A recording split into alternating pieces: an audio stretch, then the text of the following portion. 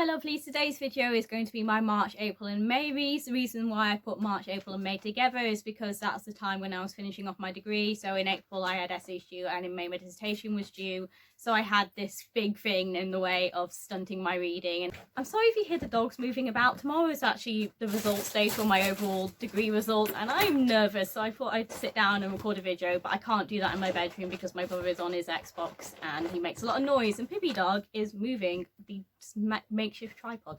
In March I did manage to read 4 books, even though that's drastically different from the 9 books I read in February, the first of which is Lost Boy by Christina Henry. This is a Captain Hook origin story. It imagines what would happen if Captain Hook was actually the first lost boy that Peter took. I wanted to pick this up in March because I knew I was writing on Peter Pan for my essay for my sci-fi module, so I thought following up my module reading with some extra Neverland reading would have been a good idea, but it didn't actually supplement my essay at all. I love the concept and really appreciated how dark Peter was made to be in this. Lots of blood and death will always go down well with me. That's one of the reasons why I like the Peter Pan story, because there's this morbid undertone and this origin story really picks up on that morbid undertone. However, I never actually found a flow with this writing. I found it really hard to get into and I think I never really clicked with the writing style in this.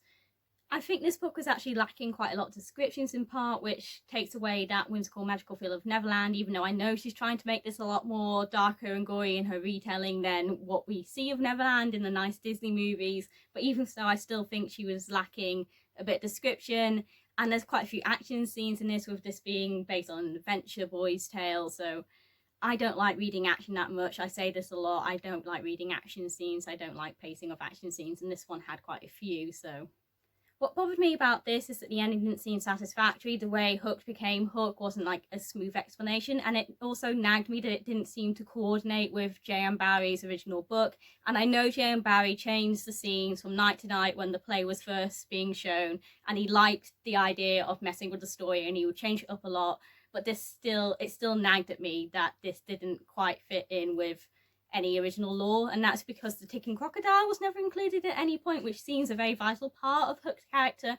And it also seemed to imply that Tink was sort of the last of a species, which doesn't quite fit either with J.M. Barrie's Peter Pan novelizations. So I've only given Lost Boy by Christina Henry 3.5 stars, but I haven't been completely off-put of reading her other retelling stories. The next book I picked up was Little Book of Fairy Tales, which is a short story collection, and it was the January Books That Matter books for the theme of fairy tales. Short story collection is always going to be hard to rate, but there are plenty in here that I enjoy. Some 5-star highlights include Tin Girl, How to Love a Mortal, The Prince of Fame, and Pears and Seafoam. I could also read a whole book about Arius and Raria from the story that's called The Angel and the Teller of Stories, and the author of that specific story actually found my review on Instagram, and I've interacted with her quite a bit, and she says there is something coming for Arius. If you like Arius's character, keep an eye on her Instagram, so I'll tag that down below. But she's also a lovely person, and we now follow each other and talk a little bit, so that's kind of cool, and I'm really glad that this happened as a result of this. Most of the other stories were solid 4 or 5 stars, even though it's the odd one that I couldn't really get into. But in this short story collection I found mermaids, I found whales, I found demons, and plenty of cute lesbian couples, which is all that you could ever want in a short story collection, and I just wish that there were more lesbian couples in actual fantasy novels, so please somebody make that happen, or send me recommendations in the comments below. The next book is an absolute classic, and that is Howl's Moving Castle by Diane Wynne Jones, and I should have read this on my sci-fi and fantasy module, except that week got taken over by strike, so we didn't end up getting teaching on it. But even so, after my teaching finished, I thought I decided to pick it up, and I'm really glad that I did because I really enjoyed it.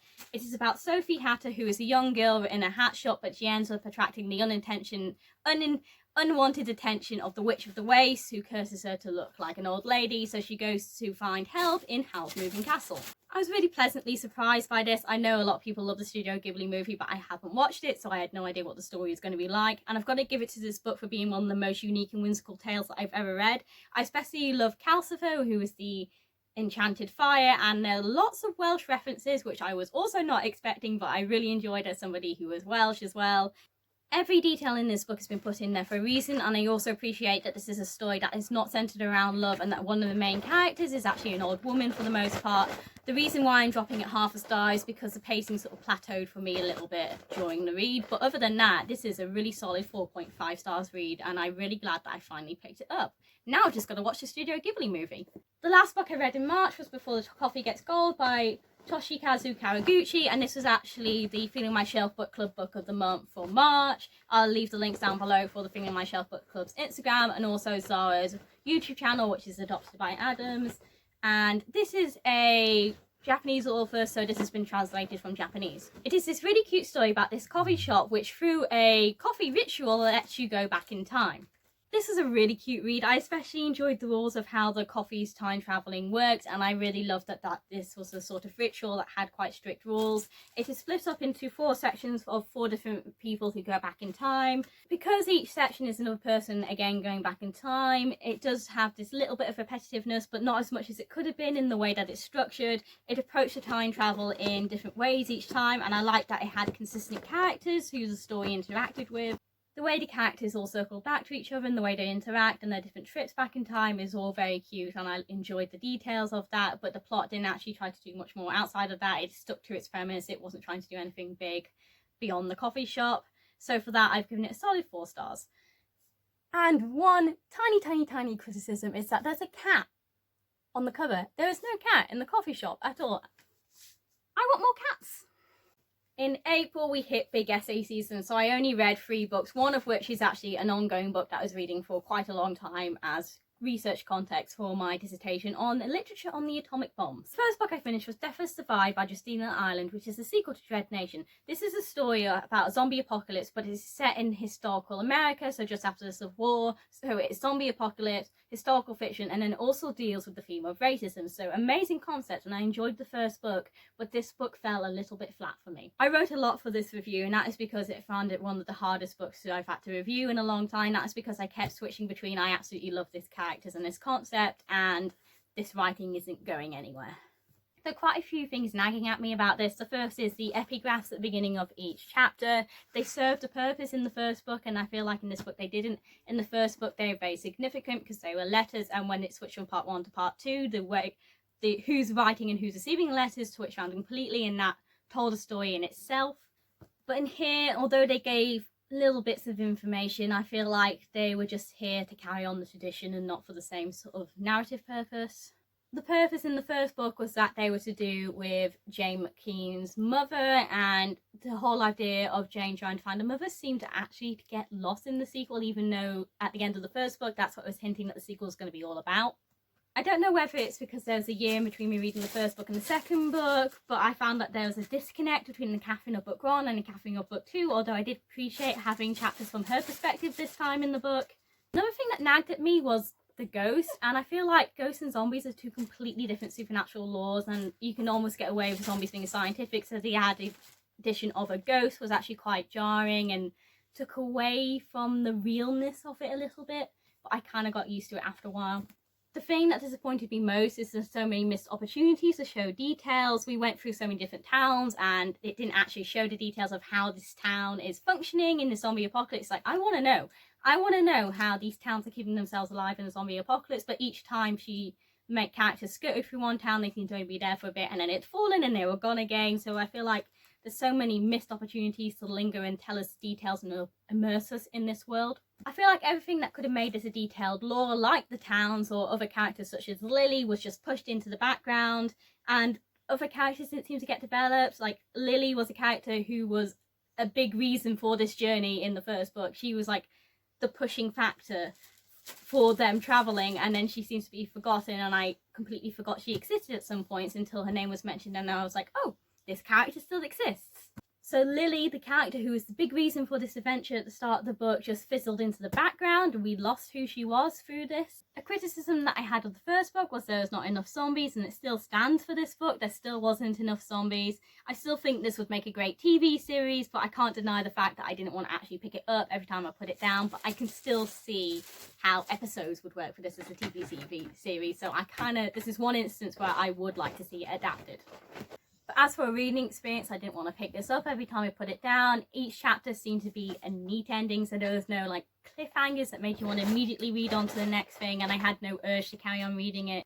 This almost ended up being a 3-star read instead of a 3.5-star read because it took me 400 pages to feel like I was really getting into the book. But the lesbian amputee relationship, which now looking back actually wasn't in it for quite that while, pushed me up to that 3.5-star originally, and the reunion also pulled it up slightly. But it just feels like this is a lot of pages for a plot that I could lay out in a lot shorter pages, if that makes sense. You could condense this plot down into less pages than this book is, so this was kind of disappointing, and I've given it 3.5 stars though. The next book, however, was the complete opposite. It was one of my reading rush reads, and that is The Silent Companions by Laura Bussell, and I had absolutely no expectations going into this. I picked this up for stay-at-home reading rush because it had a house on the cover, but I ended up absolutely enjoying it, whereas this I had higher expectations of what it could do to improve on the first book, and it didn't. The Silent Companions is a historical fiction where newly married but also newly widowed Elsie is sent out to her late husband's crumbling estate, and she finds these silent companions who are basically wooden cutout figures, and they start acting in really creepy ways, almost like weeping angels, and I just really enjoyed that creepy vibe so much. This is the type of writing where as soon as I picked it up, I immediately wanted to fly through it. I enjoyed the flow of it so much. The creep factor on this was on point, probably because a lot of the time I was reading it in this room, in the dark, and this room is surrounded by windows, so in the dark you get a lot of reflections that look like they could be the silent companions themselves, so that hyped up my creep factor for this. The moment that solidified it as a book that I was going to love was when it started to jump back through the diary back in time from 1800s to the 1600s, and Heta's storyline was absolutely immaculate. That just brought a whole other element to this creep factor and to the silent companions. The added element of female hysteria in the Victorian era is also explored in this towards the end, and that ending was absolutely immaculate. It's the best way that she could have ended a story like this. So I love the fact that this wasn't just straight up a haunted house with these wooden cutouts. It was actually mixed in with the idea of Victorian female hysteria, and that was amazing. So I've given The Silent Companions by Laura Bussell 5 stars. The last book I finished in April was The Chunky Boy that I was reading for my dissertation, which is Paul Ham, Hiroshima, Nagasaki, and I've given this 3.5 to 4 stars, and there's a reason for this because my actual reading experience of this seemed to be split down the middle, with the first half being a 3.5 stars and the second half being a 4-star read. The title of this is almost misleading because it's not actually mainly focused on Hiroshima and Nagasaki and their aftermath. There is a whole half of the book which focuses on the lead up to Hiroshima and Nagasaki, and it's more like a deep dive into the end of the war in the Pacific and why Hiroshima and Nagasaki had to happen instead of about what happened at Hiroshima and Nagasaki. The first half of this book, up to the Potsdam Conference section, I would rate it 3 stars, and that is because of this tedious inner politics of why this happened. It's not really my thing, and it wasn't related to my dissertation in that sense, and this inner politics is so very tedious to read about. And it also felt like these sections in particular went on big tangents that weren't so much related to the Hiroshima and Nagasaki atomic bombings at all. However, the second half of the book, the point at which Hiroshima happens, which is 355 pages in, I would rate 4 stars, with specifically chapter 23, which is titled Why, as being a 5-star read, and I really recommend, if you read anything from this book, read chapter 23 about why Hiroshima and Nagasaki happened, and it will also tell you why it kind of made no difference at all to Japanese surrender. And it's really interesting. It goes into a lot of detail and it completely changes your mind on what you thought before. The fact that there are so many chapters in this book that is before even the Hiroshima bombing happens just shows you that it is absolutely so complicated at the reason why they dropped the bomb, and it's not a easy debate as to say whether they should have dropped the bomb or not. So if you have any interest at all in the atomic bombs, read this chapter 23 of this book, because it will tell you in depth why the atomic bombings had such a minimal effect on the ending of the war, because there is a lot more to it than can be explained in a history lesson or even in a history documentary about the atomic bombings. So for this book, I cannot fault how comprehensive it is, even if I wanted it to be more focused on the point of Hiroshima and onwards rather than the politics before. I've had to come up with a compromise rating of 3.5 to 4 stars because I feel like this is sitting in 2 halves for my own interests. My interests are all in the second half, Hiroshima and the stories of the victims, not the politics that went into it. Finishing this book was a little bit depressing because this book taught me of the complete lack of humanity on all sides of the war, and that really is all sides. And in May, which is the month my dissertation was due, I actually managed to read 4 books. The first of which was actually another one that was helping towards my dissertation, and this is The Crazy Eyes and Other Stories of the Atomic Aftermath. What I really appreciated about the story collection is that it's not all about the moment of the atomic bombings, it's a lot about the aftermath of it, and in some cases for the stories, the aftermath of it is actually quite subtle, so I really enjoyed that. I flowed better with some stories than with others. That is because they're written by lots of different people, and or again, it's a translation from Japanese, so in some cases the poetry or the aesthetics of it aren't going to come across in English.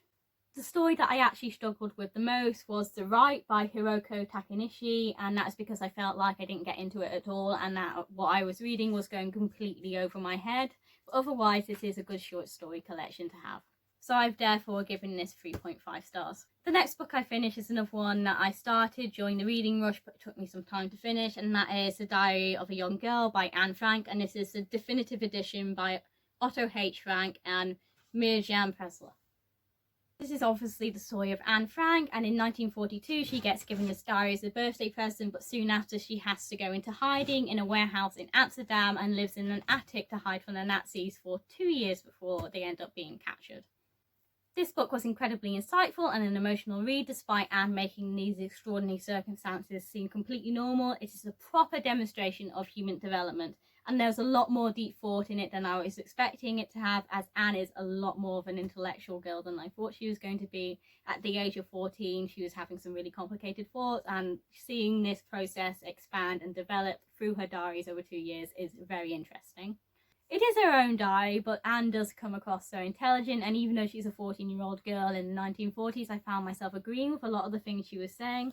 It took me quite some time to read, and that is because of the diary format, so every entry is a stopping point because there's obviously going to be no cliffhangers like you would get in a chaptered novel, and you never knew what Anne was going to talk about next, so that made it hard to be drawn to pick it up sometimes because you never knew what she's going to talk about, and I was pleasantly surprised by the range of things she actually talked about as well. Another reason why I took my time with reading it is because it felt intrusive to read it all in one go. This is 2 years of this real life girl's life in these pages. This is 2 years of diary writing. This is 2 years of somebody's actual life. So to binge read it felt really intrusive, so I took my time with it. But other than that, this edition is brilliantly comprehensive, and I enjoyed it a lot more than I was expecting to do considering it's a diary, so I've given this a solid 4 stars. The next book I actually read as a buddy read with Adopted by Addams, so links in the description for all that, and that's The Deathless Girls by Kieran Millwood Hargrave. This is a YA fantasy book about the origin stories of 2 of the brides of Dracula,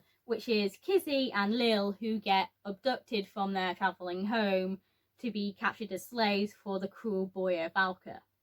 This book has some great moments of addictive writing. It would be quite easy to binge through it and read this in one day. However, I thought it was just lacking a bit of detail, and I always want more detail about the world. I would have loved for there to have been an extra chapter at the beginning which just told you a little bit more about Kizzy and Lil's travelling life and immerse you a bit more into the world of travellers, so that when the tragedy hit, it hit harder, but it did still have a pretty good impact. I would have loved for the inner workings of Boyer Valka's court to be explored a lot more, and I especially love the darkest sections, so maybe for me I would have liked to get to the vampire part sooner, but I also get that this is meant to be about Kizzy and Lil's story and their origins of the bride of Dracula, and not about the whole vampire world and the Dracula story that already exists in Bram Stoker's novel. Even though on a personal level I would have liked more vampire stuff to fill out the ending a bit more, but I haven't read Dracula by Bram Stoker, so if you have, the ending probably a lot more nuanced than what I'm reading it to be. This is also Hargrave's debut for writing YA, so I'd love to see her develop her writing of details, so I've given this a solid 4 stars as well. And the last book I managed to finish in May is the most exciting book I've ever read, and that is Kingdom of Ash by Sergei Maz, which is the finale book in the Throne of Glass series. This is 980 pages, but even so, it still went by way too quickly, and I enjoyed every single moment of it. I thought this was an absolutely perfect ending to the series. I laughed, I cried quite a bit as well, and I was on the edge of my seat for the full 980 pages. I was awestruck at how much amazing detail Sergei Maz puts into a world and how much this ties off neatly in this. She brings every detail from every book together, so you have to be aware of what's gone on in the other books. That is the one thing with Sergei Maz, is that nothing, absolutely nothing, not even the horses, are put in there without a reason, and they are all circling back into this book. So there are a lot of characters that you might have forgotten about from couple of books back that resurfaced, but she does a quite good job at reintroducing them in a way that makes you remember, or at least for me, she did. It was so well thought out that even the horses had an important role, and there's this one particular scene at the Battle of Aniel that is the most amazing scene I have ever read in a fantasy book. There's so much detail in this that there's even a reference to her other books that had been written, which is the Court on Thorns and Roses series, and there's also a little reference in the back of this to her book that had not been published yet, which is the new Crescent City book. And if you compare this little detail to the map in the new book, you'll know that this actually connects, and I love it. Every single detail matters. I love it so much. It was just an absolutely perfect ending to the series, and I mourn the fact that I'm never ever going to be able to read these books for the first time again and experience them the first time round, but I sure as hell will end up rereading them at some point, because this was an amazing experience. It was almost an out-of-body experience for somebody who loves reading and somebody who's been reading this series in between university reads for 2 years. And that is the last book that I read in May. The dogs are starting to get impatient on me, so thank you for watching. Like, comment and subscribe, and I'll see you in the next video.